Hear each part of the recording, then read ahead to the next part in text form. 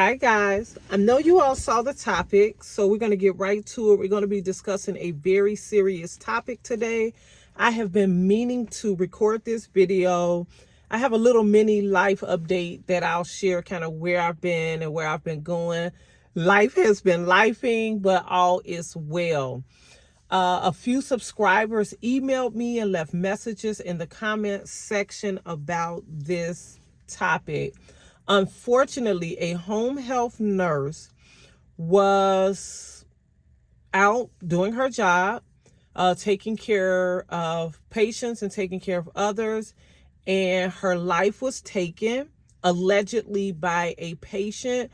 To my knowledge, to this date when I am recording this, that person has not been charged. It is still under full investigation.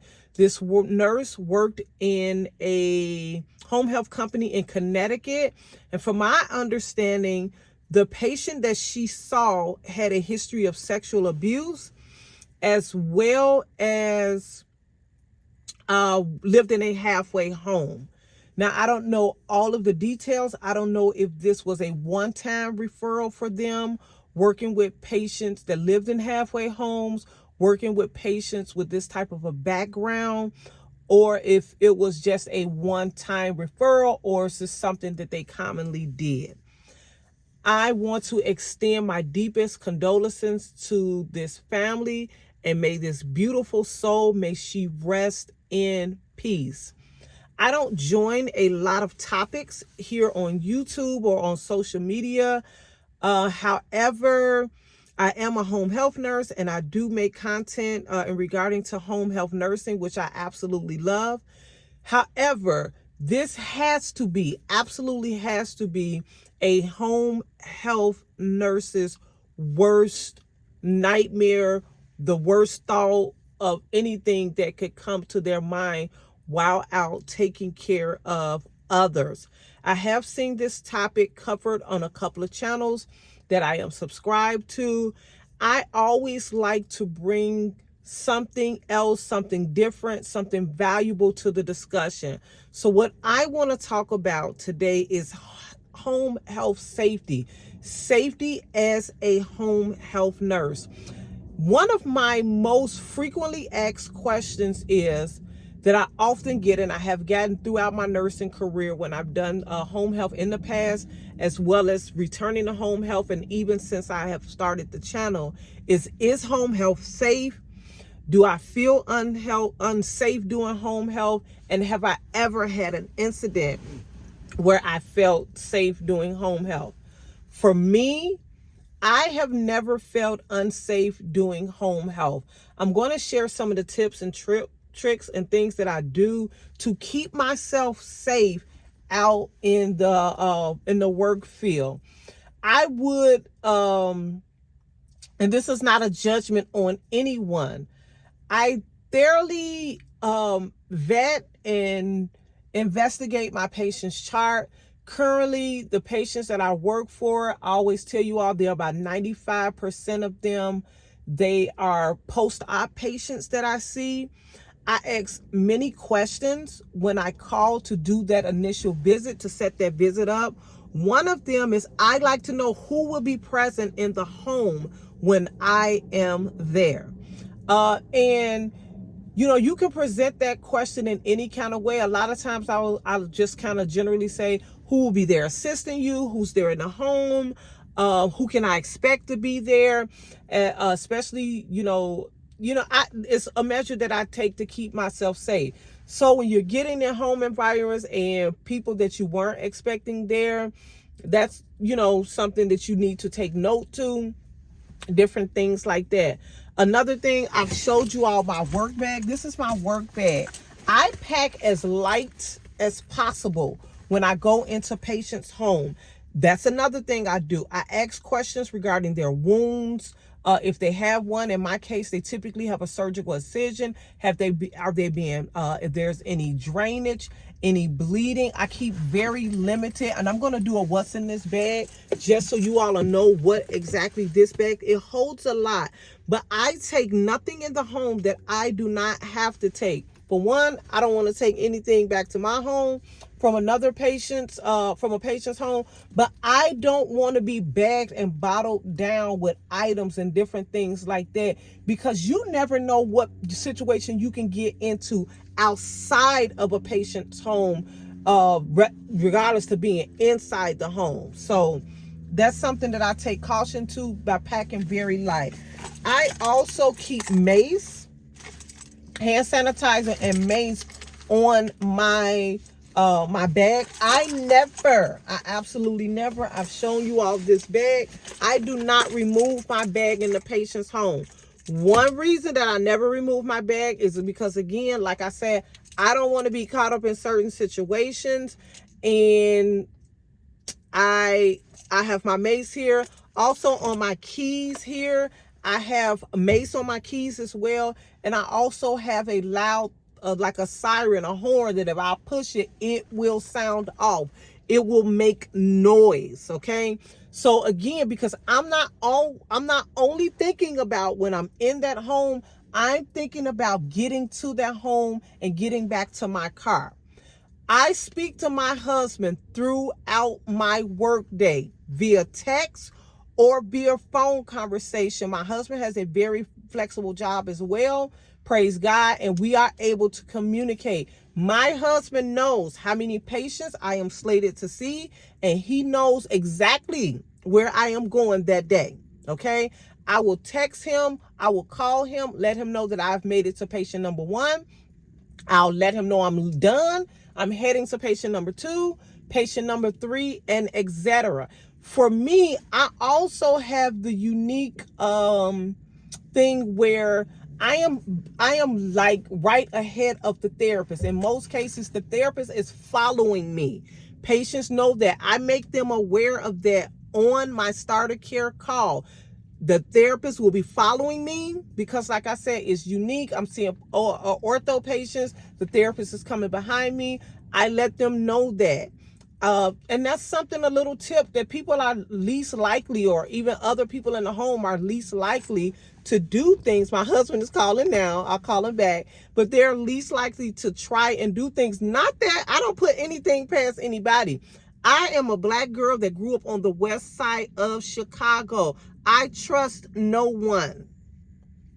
I don't trust anybody, and I don't trust any situation. I treat your 89-year-old grandmama and granddaddy just like the 17-year-old thug in the street, okay? I just came here to do my job. I'm not here to make friends. I'm professional. I'm professional when I'm with my patients.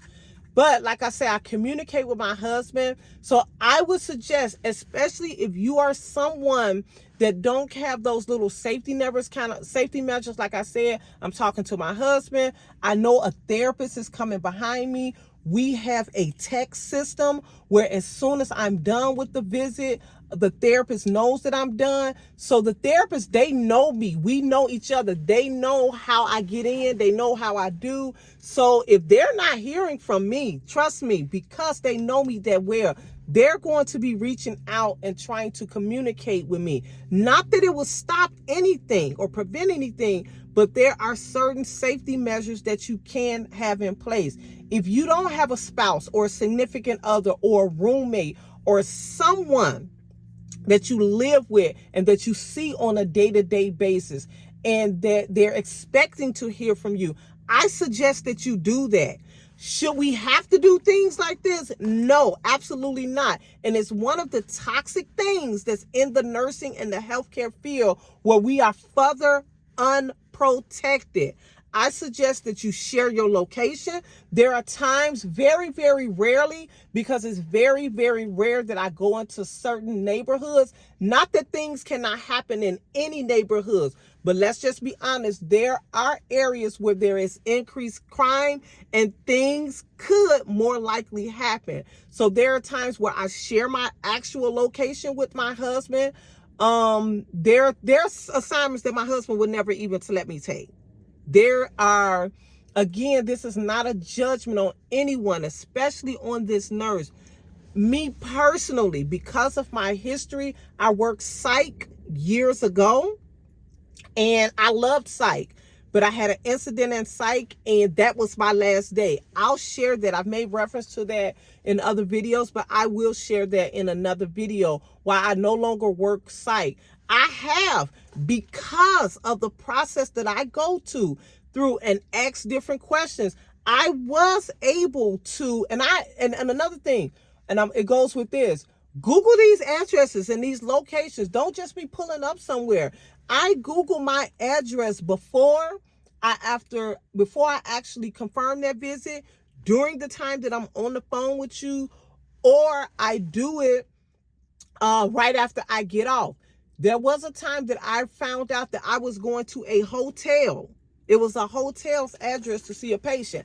Now, I have been to hotels before to see patients because I work with very popular surgeons in the surrounding states, especially I live in Illinois. We have patients that have homes a lot of times in Indiana, in Wisconsin, in Michigan, and different things like that. And they come up and they have their surgeries.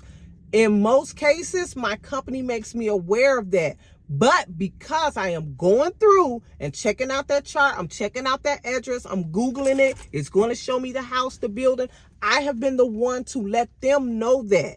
So therefore, I've also wanted to know who is with them. In most cases, it has been their spouse or the significant other.